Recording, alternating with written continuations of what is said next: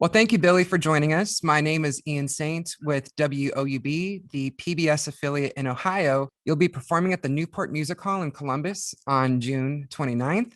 And this is a real milestone for you in many ways. First of all, I've really enjoyed listening to the album, What Normal Was. And I'm so taken aback by how it's certainly very different from both A Perfect Circle and Ashes Divide. The latter surprised me a little bit because I know that this is primarily you with Josh Freese on drums. So my understanding is, and correct me if I'm wrong, but this has been an album in progress for a long time. I think some of these songs I know you've been talking about doing new material for like, a number of years, some of which might have gone to the Perfect Circle, Eat the Elephant album, and some went here. Can you kind of talk about the timeline of the material on the new record? Yeah, I mean, I guess I always write little ideas of things. They get put into a folder and then revisit them later. So, I mean, in that kind of way, yes, you've been working on it for a long time. And some things, like with Perfect Circle, there were things written 14 years before the first record, but the concentration of work to flush them out was much more, recent. And so this record, I got off the road with APC in 2018 and took a little break and started in August of 19 to really go full bore into this record and finished it in the winter of 2020. Started mixing in March, and then the pandemic happened. So the release date was going to be May of 2020 if all things went right. But obviously things got complicated. We started mixing the record slowly throughout the year, and then kind of waiting for a window to open up to release it in. And it's funny that we have all this time in between, and now it's the most mad rush getting ready for these shows. It's just insane. Yeah. Well, okay. So if I'm understanding correctly, lyrically, was it finished before the pandemic hit? Yeah. Everything was finished. Okay. Well, then it's a little bit ironic then that the album title is What Normal Was, because you had written the lyrics when things were a bit more normal, and then all of a sudden it got turned up.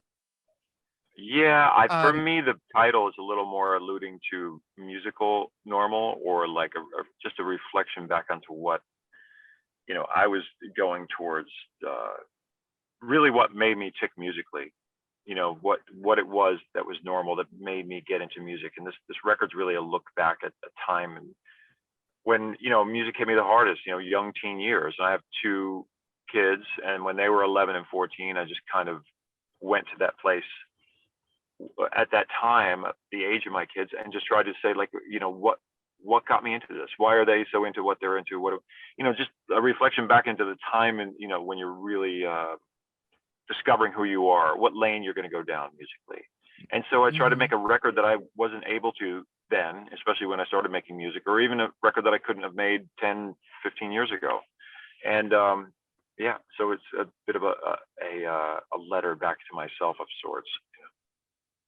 Wow. Well, this kind of blows my mind in a couple of respects. The first being, once again, that you had just finished this lyrically shortly before COVID hit. And then I think when people were at home, they kind of went through a similar process of assessing their roots and what led them to the paths that they wound up going on. They went through a period of reflection. And I'm also thinking about, my understanding is that a real seminal moment for you at that age you're referring to was seeing Pink Floyd at Giant Stadium. You were probably about 17, 18 when that happened. Yeah, that's right. But I'm talking about even an earlier age than that. But the early 80s, when I was like 11, 12, 13, 14, when I first bought my first records and like found the lane that I was going to go down, not just my older sister's records or the older kid down the street that had, borrowed his music, it was just discovering that. And then I started playing guitar much later. I started becoming a musician, in my junior year in high school. So I was kind of a late bloomer as far as that goes. But yeah, seeing Pink Floyd a year after I started playing. So it was just the perfect, gunpowder to add to this already brewing, bomb that really music took me away from what I loved, which was playing sports. I loved playing baseball. I thought that's what I was gonna do. And I Wow. don't love watching baseball. I really couldn't tell you a team at this point, but I liked playing it. You know. Yeah. Yeah. Well, that makes sense. And so, okay, I'm also thinking about with the Pink Floyd aspect. So that concert that you would have seen, a good friend of mine is Durga McBroom, who would have been one of the female vocalists at that Oh show. wow. And as I was listening to What Normal Was, something that I really loved about it is how all of the other vocalists besides yourself are female. Um, Yeah. they are certainly a highlight on EXP, but I think my favorite track so far is Stars, which is the closing track that Hannah Greenspan sings with you. And Yeah. I was reminded a bit of Dark Side of the Moon because my favorite track on there, people are surprised when I single out Eclipse because I think, people tend to go to Time or Money or one of those. Eclipse is the shortest track, but the element of that song that gives me goosebumps is the female vocalists on there and the way that they pile on, for this massive climax. And so with Stars, I was thinking about that, being the closing track and that element of it. So was it Yeah. a deliberate choice to select all female singers for the other vocal parts? Yeah. Yeah, I was. I mean, I was, just like in the beginning of A Perfect Circle, I was trying to find a female vocalist. For this project, I was considering not singing for a time. I was trying to find a singer that, I could kind of duet out with and go that route. And so once I decided to actually sing, yeah, I just wanted to bring that. I wanted to bring that female voice into it. It's kind of as simple as that. And Hannah's a good friend of mine, and Danny Lohner, who helped co-produce the record, he just tracked it with her at his house and then brought it in and dropped it in because I wasn't thinking of having anyone sing on Stars, and we put it in, and it just, when you muted it, it really missed something. So she just added so much to the song. But EXP Yeah, was kind of written around this kind of I don't know, definitely more of a duet kind of sense. certainly. Yeah. Well, and I guess speaking of decisions, something that's novel about this record in comparison to your previous ones is it's the first time that you've used your name to be the artist, I suppose, rather than a project name. And it's also the first to use, to my knowledge, your face on the album cover, because I don't think Yeah. any of the Perfect Circle records or Ashes Divide had your face on it. So what led to that decision to, I guess, be the face of the record for the first time in your career? Well, Eat the Elephant did, right? It was both Maynard and I on the covers, and there was kind of a flip cover. I was on one side, he was on the other. We tried to not make it a front or back kind of thing. And Okay. yeah, so I mean, but this, yeah, using my name was a decision kind of later in the game after the record was done. It was going to be called Ashes Divide, and I thought it warranted. I thought the difference in music warranted a name change.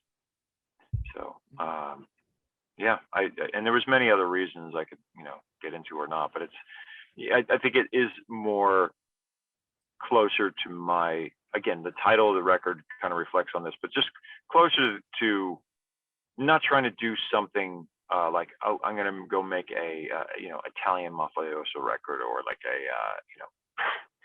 a country western record, like as a theme or as a character. This is just really as honest a reflection of my upbringing as a musician as probably you could get. Yeah. Well, so when it comes to the live show, this tour hasn't quite started yet. And this is the first time I think that you've gone out under your name, apart from maybe a solo show here and there. So who's going Now to this is be, it. yeah, so who's going to be performing with you? So Danny Lohner from Nine Inch Nails, who helped co-produce the record, he's going to be playing guitar. Nilo is a keyboard player that I found kind of on the internet. I just liked her Mm. voice. I liked her playing, and reached out to her and worked out. And Grayson Recruitment is my drummer. And again, another guy, Brad Wilk from Rage Against the Machine, sent me, I think, DM me with this kid, and he's just an amazing drummer, like chops for days. And so our bass player got stuck in Canada. There was an immigration issue. We are Oh still no. trying to work it out, but we have a guy filling in, Elliot, and Okay. yeah, he's going to be. He's been killing it. I just reached out to him 2 days ago when we really realized that Kevin's not going to make it in. I reached out to Matt McJunkins, who we played with APC and Ashes, and he knows a lot of great players, and he said, yeah, Elliot's going to kill it. So and he is. He's learned it. Yeah. Well, I know we're kind of reaching the end here. Something I did want to ask about, kind of a career retrospective, and you had mentioned being sort of a late bloomer in some ways. And as I was reading over your bio and your discography, something I hear a lot from musicians in their 20s or late teens is this kind of fear of ageism and missing their window to Yeah. succeed in the industry. And so as I looked over your bio, your first record, I think, was Mer de Noms with A Perfect Circle. Yeah. And that came out as you had turned 30, Yeah. And then you were approaching 38 when the first record without Maynard came out, the Ashes record. And then your first record with your name in Face is coming out at 52. Yeah. And I think this is actually really cool. And so a lot of our listener base who are feeling discouraged given the hurdles of the times with, inflation and just so many grim prospects, who might feel like their shot is going to be missed. Can you talk a little bit about kind of your journey and, writing out your 20s and that first record coming out at 30 and how you stayed motivated and all of those things? Yeah. I felt the same pressure in my 20s a bit with music, but I liked working for bands. I liked working in service to this show, this live experience that everyone saves their money for and gets there in this amazing elated mood. And so I liked traveling with the circus, so to speak, and then worked for bigger and bigger bands and learn, got to get in more professional situations and was able to kind of apply it. I always wanted to apply it to whatever I would become as a musician. Now, I really didn't know it to what extent that would be, but I made a good. If you're a tech and you're good, you're gonna, you can make a pretty good living. So I just continued on with that, saved up enough money, and then started to gave it a shot, gave APC a shot, which would become that. And yeah, I mean, you have to stay moving. I think that I know family members that have retired, right? That's like the older people in my family that they just, once they retire, they go, I'm tired, I'm gonna go sit down, and then their health diminishes. I think that's the thing you should be most worried about, is not to stay in constant motion, like bouncing off the walls in an OCD, ping pong ball, but like to create, to keep creating and to keep moving forward. And the ageism thing, I get it. And there is something to be said about, like, there's an energy, a naive energy that can come that's accidental brilliance from lack of wisdom, but somehow it gets put together at a young age. And then, it's like anyone who's aged from the age of 12 to 15 and to 17 and to 21, you think, oh my God, I was so dumb.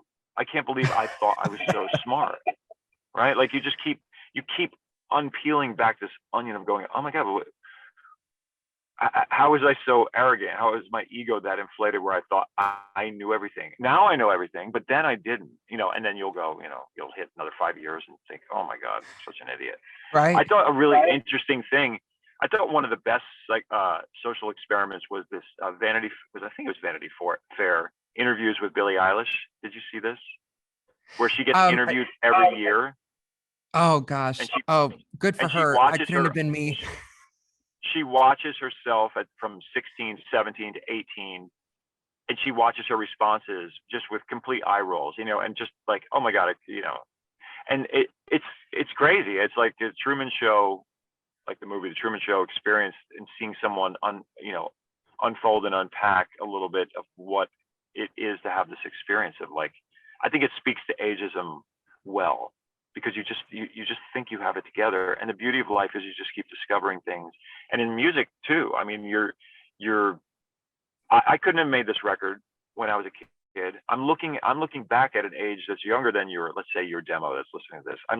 I'm thinking back to the 11 to 14-year-old me and making a record that I would be absolutely like, this was what I was looking for. And I found little parts of it in all this other music, but this is the completion of the music I wanted to hear, you know. And there's other things I like within that too that don't get incorporated in here exactly, but this is the meat of what I wanted to hear. And it's like, it's nice to be able to do that. I couldn't have done that before, you know, like there's just no way I could have.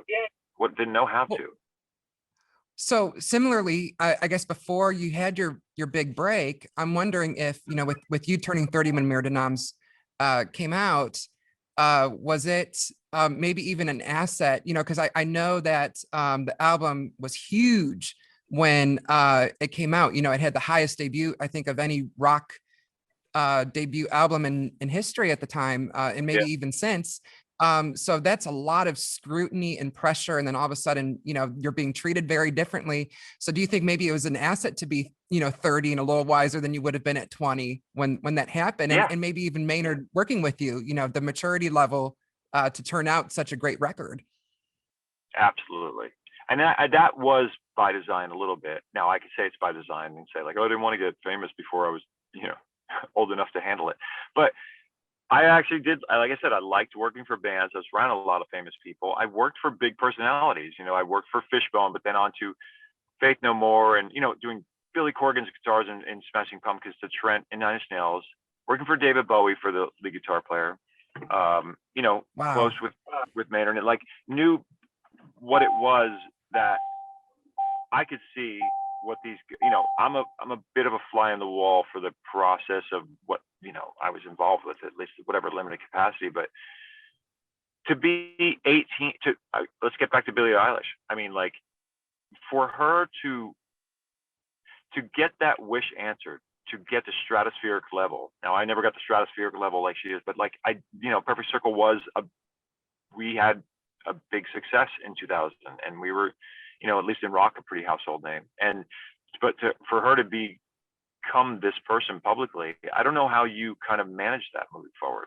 There's like a serotonin hit, and there's a thing that happens even stepping on stage that you have to manage, you know, coming off. You have to realize that your presence on social media or your fame in any kind of way, or the accolades you get, are just not the things that are going to make you a great person in your personal dynamic relationships, right?